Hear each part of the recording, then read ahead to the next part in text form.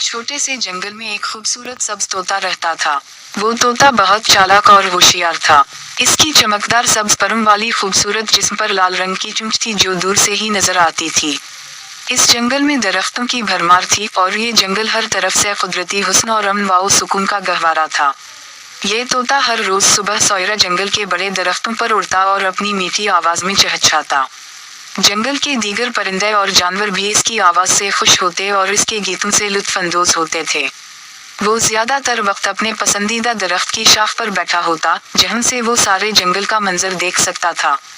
وہاں ایک خوبصورت ندی بھی بہتی تھی جس کا صاف پانی طوطے کی پیاس بجھانے کا ذریعہ تھا۔ اس طوطے کی ایک خاص عادت تھی کہ وہ بہت باتونی تھا۔ وہ جنگل کے دیگر جانوروں کے ساتھ ہمیشہ بات چیت کرتا رہتا۔ خرگوش، ہرن اور بندر اس کے بہترین دوست تھے۔ جب کبھی جنگل میں کوئی نئی بات ہوتی یا کوئی مسئلہ درپیش ہوتا، طوطا اپنے دوستوں کے ساتھ مشورہ کرتا اور ان کی مدد کرتا۔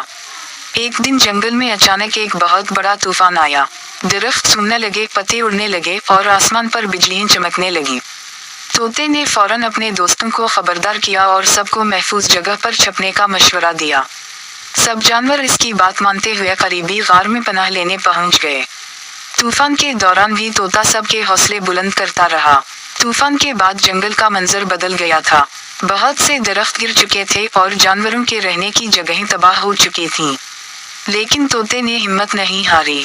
اس نے اپنے دوستوں کے ساتھ مل کر جنگل کی بحالی کا منصوبہ بنایا۔ سب جانور مل کر نئے درخت لگانے لگے اور اپنی محنت سے جنگل کو دوبارہ خوبصورت بنانے میں لگ گئے۔ طوطے کی قائدانہ صلاحیت اور محبت بھرے رویے کی وجہ سے جنگل کے تمام جانور اس کی عزت کرتے تھے۔ وہ ہمیشہ اپنے دوستوں کی مدد کرتا اور جنگل میں خوشی اور امن کی فضا قائم رکھتا تھا۔